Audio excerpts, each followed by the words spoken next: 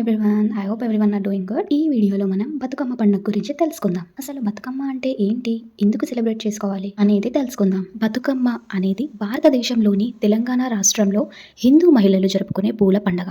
తెలుగులో బతుకమ్మ అంటే తిరిగి జీవం పోసుకోండి అని అర్థం. బతుకమ్మ అంటే జీవించండి లేదా తిరిగి జీవం పొందడం.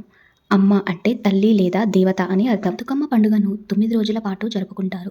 ఈ పండుగ తర్వాత బొడ్డెమ్మ, ఇది భాద్రపద అమావాస్యకు 2 రోజుల ముందు జరుపుకుంటారు మరియు ఇది వర్ష ఋతు ముగింపును సూచిస్తుంది. వివిధ కాలానుగుణ పుష్పాలతో కేంద్ర పొరలలో ఏర్పాటు చేసిన అందమైన కట్ట బతుకమ్మ. గౌరీదేవిని ఈ 9 రోజులు బతుకమ్మ రూపంలో పూజిస్తారు. పండుగ చివరి రోజు ఆశ్వాయుజ అష్టమి తిథి నాడు జరుపుకుంటారు. ఈ రోజును దుర్గాష్టమి అంటారు. దుర్గాష్టమి తర్వాత రెండవ రోజు అంటే ఆశ్వాయుజ దశమి నాడు దసరాను జరుపుకుంటారు. దీనిని విజయదశమి అంటారు. 9 రోజులు సాంప్రదాయ దుస్తులలో బతుకమ్మ చుట్టూ ఆడుతూ పండుగను జరుపుకుంటారు. అమావాస్య క్యాలెండర్ ప్రకారం భాద్రపద అమావాస్య రోజున ఈ పూల పండుగ ప్రారంభమవుతుంది. ఈ రోజును తెలంగాణలో పెత్రమాస లేదా పితృ అమావాస్య అని కూడా అంటారు. 2024లో బతుకమ్మ అక్టోబర్ 1 మంగళవారం ప్రారంభమై అక్టోబర్ 9 బుధవారం ముగుస్తుంది. భాద్రపద అమావాస్య నాడు చిన్న బతుకమ్మతో మొదలయ్యే ఈ పండుగ ఆశ్వాయుజ అష్టమి నాడు పెద్ద బతుకమ్మ లేదా సద్దుల బతుకమ్మతో ముగుస్తుంది. 9 రోజుల బతుకమ్మ మరియు నైవేద్యం. ప్రతిరోజు బతుకమ్మ పండుగను ఒక్కో పేరుతో పిలుస్తారు మరియు ప్రతిరోజు అమ్మవారికి వేరువేరు ఆహారాన్ని సమర్పిస్తారు. అయితే ఈ సంవత్సరం అక్టోబర్ 1 బుధవారం నుండి బతుకమ్మ సంబరాలు మొదలయ్యాయి. భాద్రపద అమావాస్య నాడు బతుకమ్మ యొక్క మొదటి రోజును ఎంగిలి పువ్వు బతుకమ్మ అని పిలుస్తారు. ఎందుకంటే వారు మొదట తమ పూర్వీకులకు అన్నప్రసాదాల ద్వారా నివాళులు అర్పిస్తారు. తర్వాత వారు బతుకమ్మ తయారు చేయడం ప్రారంభిస్తారు.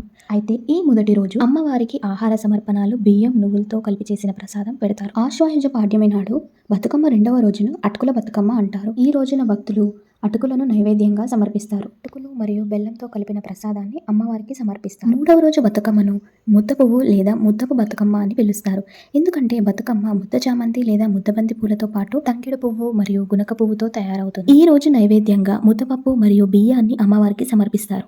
నాలుగో రోజు చేసే బతుకమ్మని నానబియ్యం బతుకమ్మ అని పిలుస్తారు. అంటే భక్తులు నానబెట్టిన బియ్యం మరియు బెల్లం సమర్పిస్తారు. అమ్మవారికి నైవేద్యంగా నానబెట్టిన బియ్యం మరియు బెల్లంతో చేసిన పరమాన్నం సమర్పిస్తారు. ఐదవ రోజు బతుకమ్మని అట్ల బతుకమ్మ అని పిలుస్తారు. మహిళలు బతుకమ్మకు ఆ రోజు అట్లు అంటే దోశ లేదా రోటీ రకం ఆహారాన్ని నైవేద్యంగా సమర్పిస్తారు.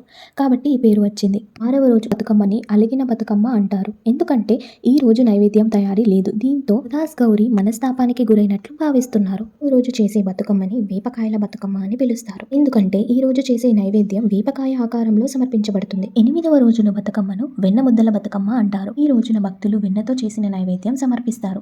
అమ్మవారికి నైవేద్యాలుగా నువ్వులు బెల్లం నెయ్యితో చేసిన లడ్డూలను సమర్పిస్తారు. అష్టమి రోజు బతుకమ్మ పండుగను సద్దుల బతుకమ్మ లేదా పెద్ద బతుకమ్మ అని పిలుస్తారు. ఈ రోజున బతుకమ్మ మొత్తం 8 రోజుల కంటే పెద్ద సైజులో వివిధ పూలతో తయారవుతుంది. ఈ రోజు అమ్మవారికి 5 రకాల నైవేద్యాలను సమర్పిస్తాము. అంటే ఈ నైవేద్యాలు ఒక్కొక్కరు ఒక్కొక్కలా చేసుకుంటారు. మేమైతే పెరుగన్నం, చింతపండు పులిహోర, నువ్వుల పొడి అన్నం, కొబ్బరి పొడి అన్నం, పరమాన్నం ఈ ఐటమ్స్ చేసుకుంటాం. ఇంకా కొన్ని ఉన్నాయి. ఓకే గాయ్స్, సో మీ అందరికీ ముందుగానే సద్దుల బతుకమ్మ శుభాకాంక్షలు. పండుగను మీ ఫ్యామిలీతో ఎంతో ఘనంగా జరుపుకోవాలని ఆశిస్తున్నాను. వీడియో ఎండ్ చేసే ముందు ఒక చిన్న రిక్వెస్ట్ అండి. ప్లీజ్ ఈ వీడియో నచ్చితే లైక్ చేయండి, నా ఛానల్ కి సబ్స్క్రైబ్ చేయండి. చిన్న సబ్స్క్రైబ్ అనిపిస్తుంది. ఒక చిన్న సబ్స్క్రైబ్ అది ఎంత ఎంకరేజ్మెంట్ అండ్ సపోర్ట్ ఇస్తుంది నాకు. Okay guys, thanks for watching and by, take care.